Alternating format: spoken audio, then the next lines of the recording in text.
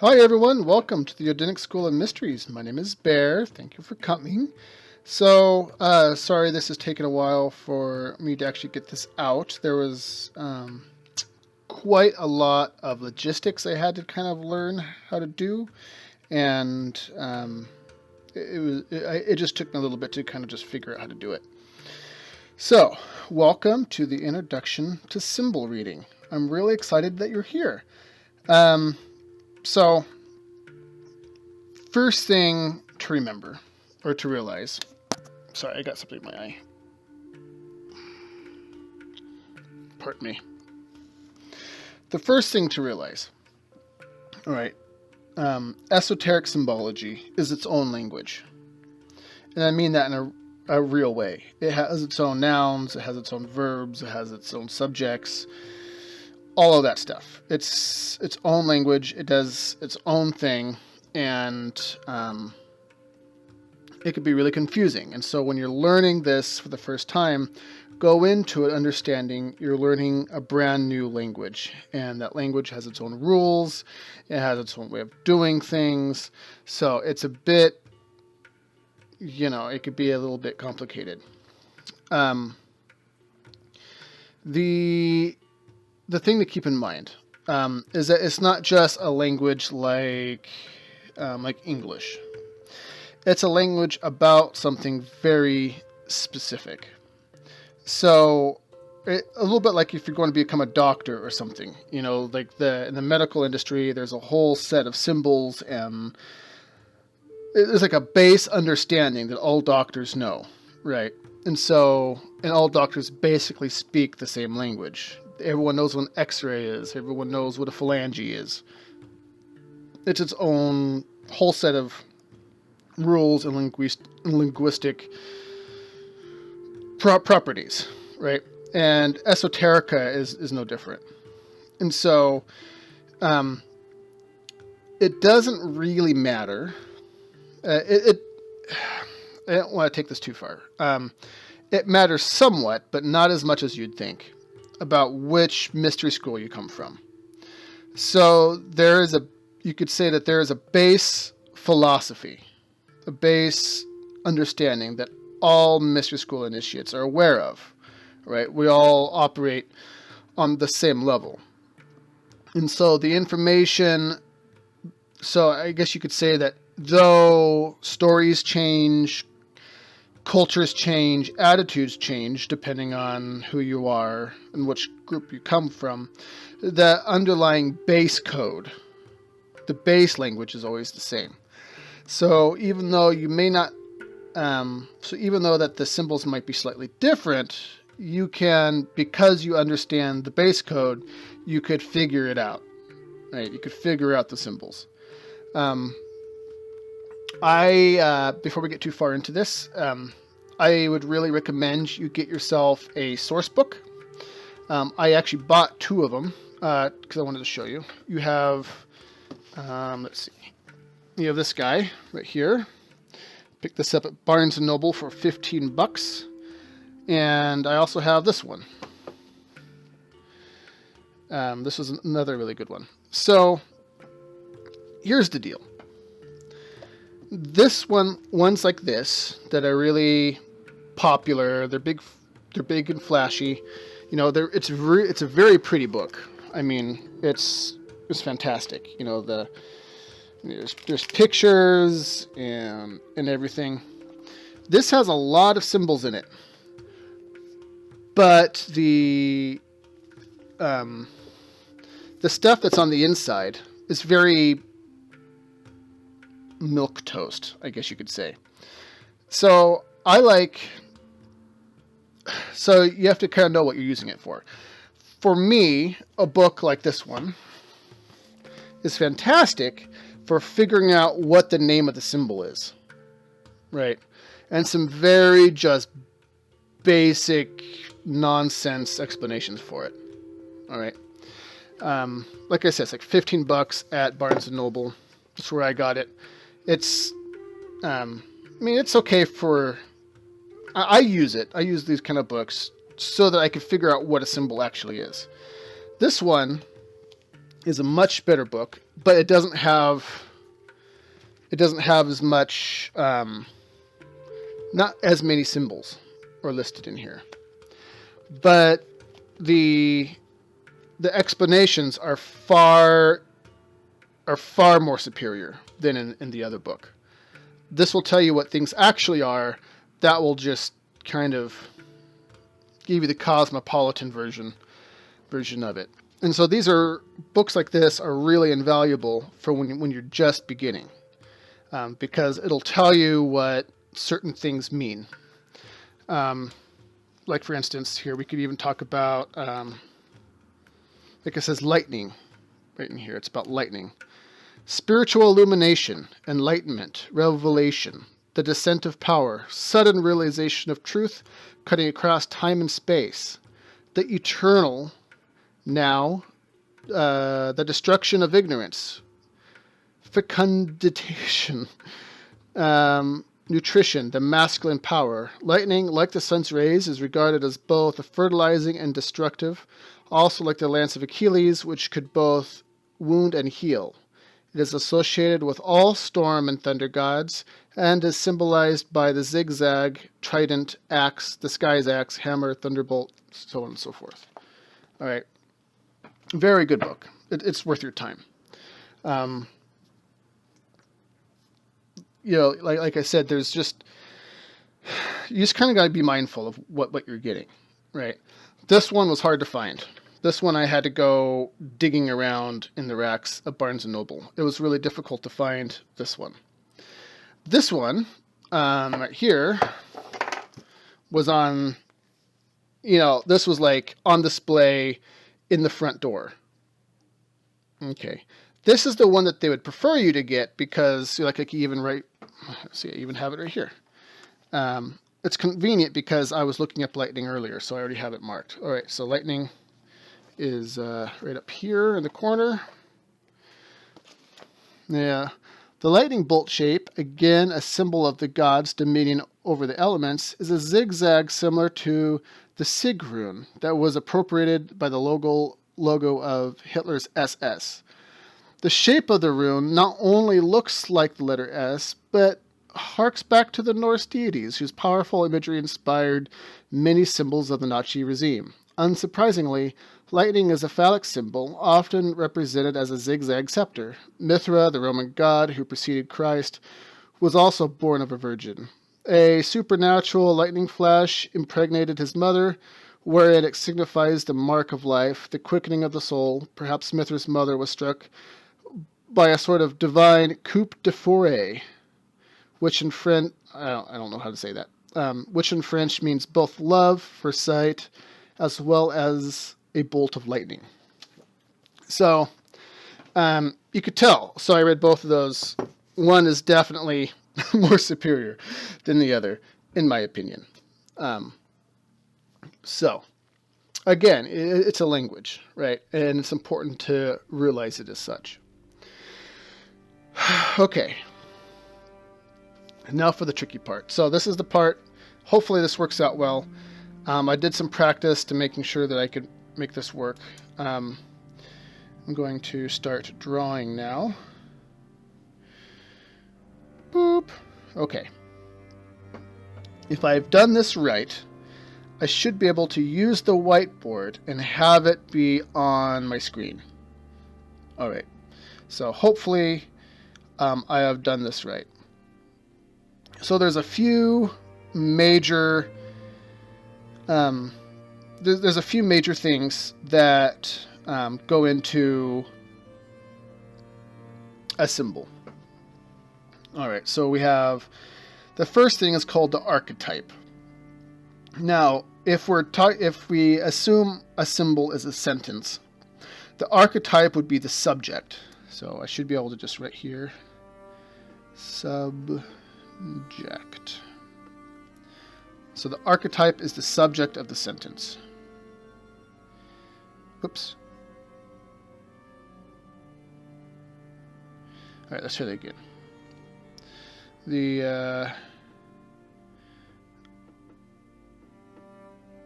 So just going into this, understand that I cannot spell. It's like the thing I struggled with my whole life. So just getting that out of the way. If things are misspelled, you're just going to have to deal with it, because I really struggle with it. Okay. So the archetype is the subject.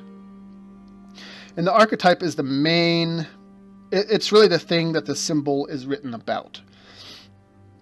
And that could be just about anything. It could be a fish, it could be a king, it could be a shape, it could be just about anything. All right, so what we're going to do is we're just going to build a symbol together. And we'll go through each of these, each element as we go along. So let's just, here we go. We're just going to make a king here. Here's a little man, right? He has a crown on his head. We'll say this guy is a king. King is a good one because everyone knows what kingship is. Rulership, monarchy, that sort of thing. Everyone knows what that is. You should know that if you see a picture of a king, you should understand what that means, right? A king or a crown or something like that. So this here would be the archetype of our symbol. This is the main attraction right here, is the king. All right. So now, if we add a secondary element, let's say that we add a sword, right? Boop. We'll call this our sword here. Now, I'm going to just erase this so that you can see what's going on. Okay, so this is our sword. Now, the sword, the secondary element, is going to communicate to us what's going on with the primary element. So something to keep in mind as we're going on. And I know this is complicated stuff, so just understand you're not stupid. It's just complicated, right? I've been doing this for years and years and years and years and years. If you're brand new to this, it's going to be fairly complicated. So just understand that you're fine. You're exactly where you're supposed to be. All right. Things that are at the top of the symbol. All right, things that are at the top are the most important. I have to write slow, otherwise my thing can't keep up. So, how do you spell important? Important. All right, the things that are at the top of the symbol are the most important. The things that are at the bottom of the symbol are least important.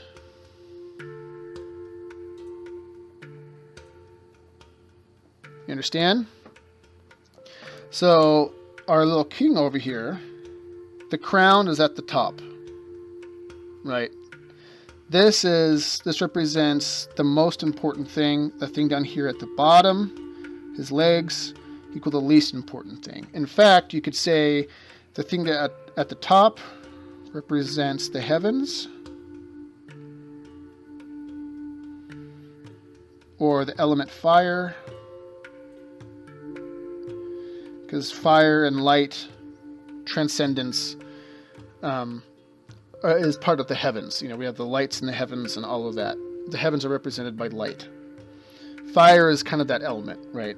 That we've talked about this a number of times now, where the element of fire, the transformational principle, right? So the thing that's at the bottom, then, would be Earth, or Earth, yeah, the heavens and the Earth, or you could even say maybe it could even be called the underworld, maybe.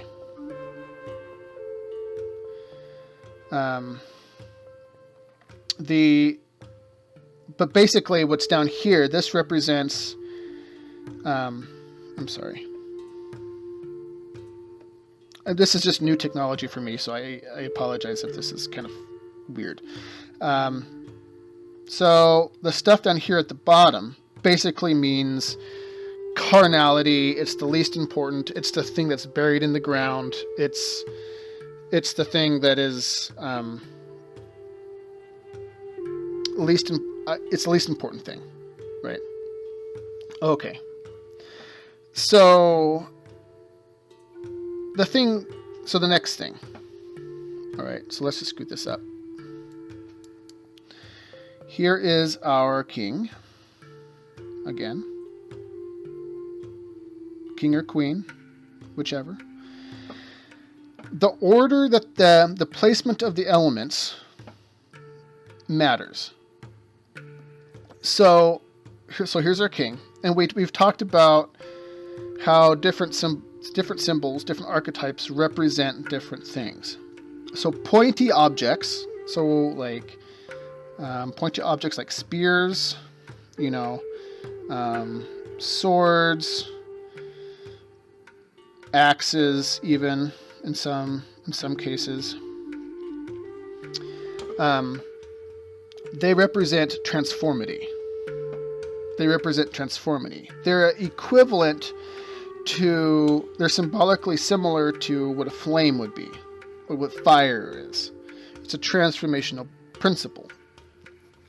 So the direction that the pointy end points matters. So where the secondary element is placed in regards to the archetype makes a difference. So what happens if I take my sword and I put the sword up here? See that? If we remember, what's up here is most important. What's down here is least important. You're kind of almost reading the symbol from the top down, in a sense. It's not always necessarily that way, but that's kind of the way it boils down. So if the sword is pointing up, right, the transformational principle up here, the pointy end is up, that means, how do I put it? That typically means victory. It typically means conquering. It's like the male principle. It's going out, right? So you see statues all the time. I'll even find one up here and put it on here for you, of like warlords or people holding, their sword above their heads. That means the person who is holding the spear is conquering. They're the conqueror. The masculine energy is always energy pointed outward. And so with the sword pointed up, like what we have here, it means the king, the conquering king, basically, you could say. Energy outward. But I could say, do this. Boop. Here's our sword. I know this is really hard to draw on, so I really apologize. Okay, we'll just say that's a sword. That is a sword, everybody. So if the sword's pointing down, right, the placement of the sword matters, right? So the upside down sword, or, the energy inward, energy received. I know it's complicated. Please understand that it's going to be complicated. All right. That means that that it's not necessarily a good thing for the king down here, right? So the energy received by the king, or transformational energy to the king, or the conquered king. You understand? Clear as mud? All right. So, but the sword, doesn't even need to be here, right? So I could give the sword to the king. Boop. Right? Now the king is holding the sword. Now something isn't being done to the king is what's doing something to everything else. right? The sword is always placed in the right hand because the right side of the body is always considered masculine. And if he is going to hold a shield, it will be on the left side because the left side is considered feminine. Right side is energy out, which is masculine. Left side is feminine, energy in. You receive blows with your left hand. Okay. So what the sentence is saying changes, right? Kingship, energy outward, victory. By moving the placement of the sword, now the symbol, it has changed before our eyes. A whole new sentence has emerged. So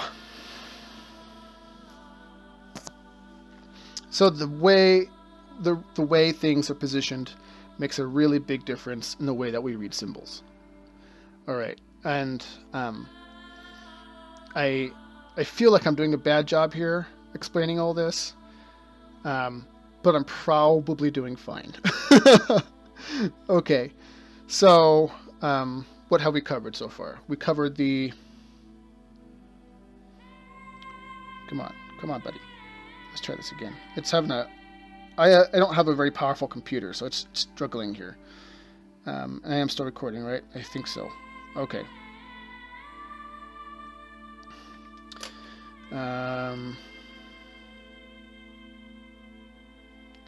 So we covered the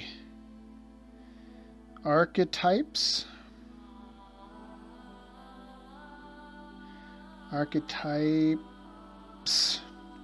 And we covered the secondary elements.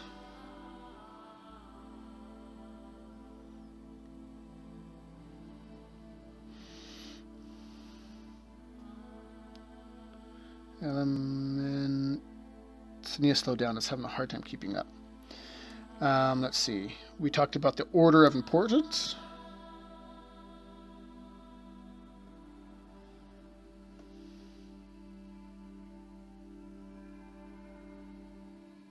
Okay, sorry, again, it's just struggling. And now we're going to start talking about something else. Okay. Thank you guys for sticking with me here. All right, so we have our king.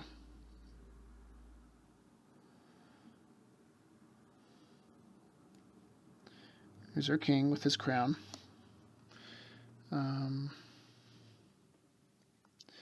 King with the crown. There we go. He has his sword.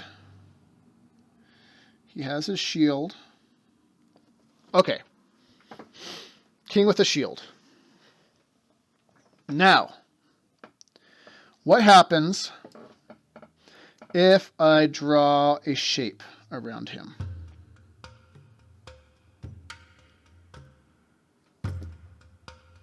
Everyone see that? So in esoteric philosophy, shapes and numbers are exactly the same. They're interchangeable. A shape and a number is exactly the same. So we've covered this symbol before in our series, in our channel. The triangle always represents the mind. It represents the masculine component, the feminine component, and what's called the beloved son, which is the creation, the part of the mind that creates. Right. This is called the spear of the mysteries, or in the Odinic school of mysteries, it's called Gungnir. Gungnir. I always put two G's in it. Gungnir, Odin's spear. So, spear pointed up means a mind in balance. So this is what a spear pointed up looks like.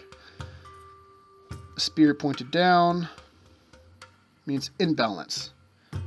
Why? Okay, let's just move this up here. So, a spear that is in balance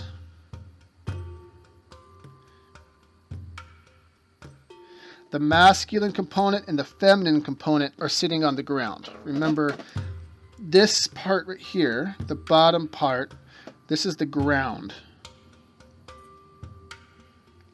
This is called the earth, right? We just covered this. This is called the earth.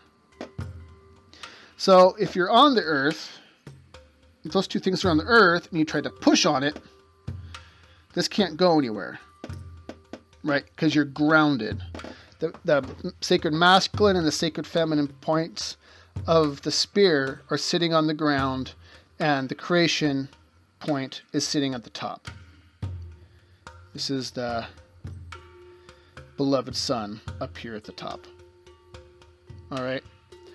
But if we're looking at this guy right here, over this one, what's happened? The dualistic natures of the masculine and the feminine are raised to the highest prominence. And the beloved Son, the symbol of unity down here, is placed downwards.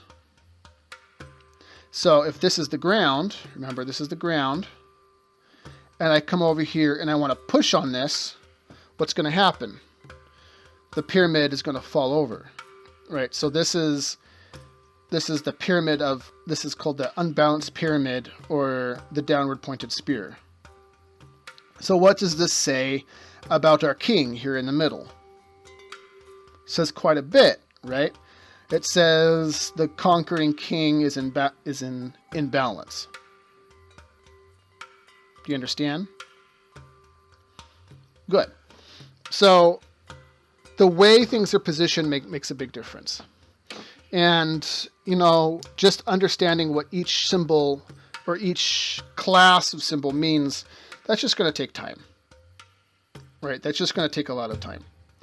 And so don't sweat it if you don't get that right away. But so, you know, the things to keep in mind. So we're going to go over this one more time. So the archetype is the subject of the sentence. All right. The secondary element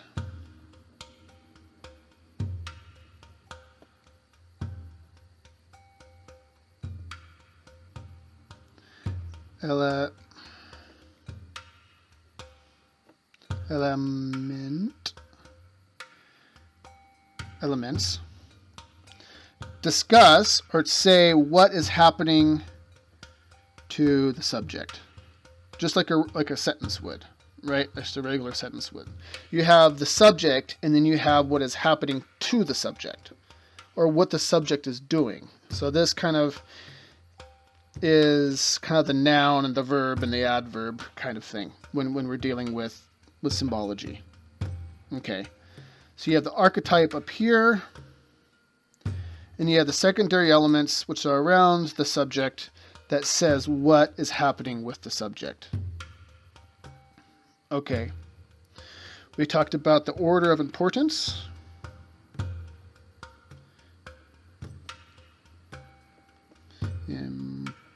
Importance. We talked about the order of importance. The thing that is the highest on the symbol towards the top of the page is the most important thing, which that's not even technically true.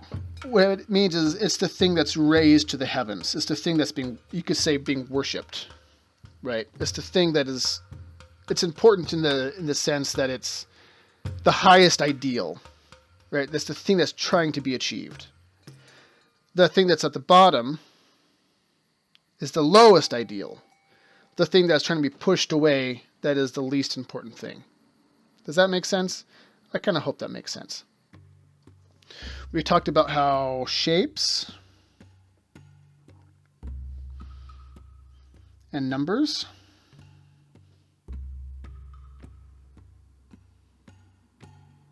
are the same. Again, I'm sorry, this is...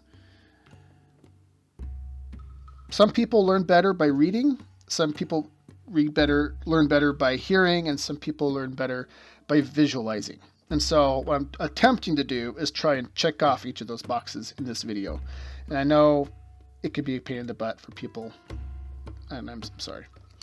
So shapes and numbers are the same, right? So depending on the position of the shape, depending on the amount of numbers are in there, then the symbol will change. The meaning of the symbol will change. And unfortunately, there's not enough time to go over exactly what's going on with numbers. We just don't have enough time to get into gematria. But all gematria is simply just the esoteric meaning of numbers and esoteric numerology. All right, there's a lot there. This is just a brief overview. Okay, so again, we're going to do more of these. It's going to have its own playlist, and it's going to be great. All right.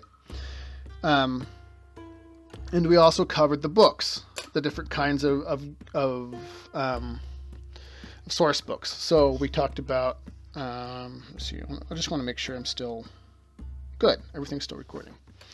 We talked about this one, that it's very beautiful. It's very nice, pretty color pages, right? But the contents are very milquetoast. They're not going to tell you really what you want to know. And then I showed you this one. It's a good example of a better one where it doesn't have as many entries. But the stuff that is in here is fantastic and is totally accurate. This actually talks about the esoteric meaning of things rather than just what someone thinks something means. Right? We talked about how how symbology is a full-blown language. We talked about how that's okay. And so yeah. I understand it's confusing, right? This is just an introduction. My goal with this was to show, not just tell you what each thing means. I wanted to show you what it meant, right? I wanted to show you how the different relationships work, and I wanted to show you how, what each element does in relation to each other. I appreciate you sticking with me. There was a big learning curve in making this video possible, which is why it took so long. And I'm glad you're here and you stuck with me. All right, does that sound good? Any questions, of course, please leave comments below. Shoot off questions. And Q&A is coming up here real soon, next week. So if you want to hear me struggle to answer a question, or you want to catch me on some point, or, whatever, feel free to ask a question. Just indicate, if you would please, in the comment whether or not you want me to answer it in the Q&A section, or if you would like me to, or if it's not for Q&A. If it's for Q&A, just say it's for Q&A. If it's not, then don't worry about it. All right? Does that sound good? All right, folks, we'll talk to you later. All right, bye-bye.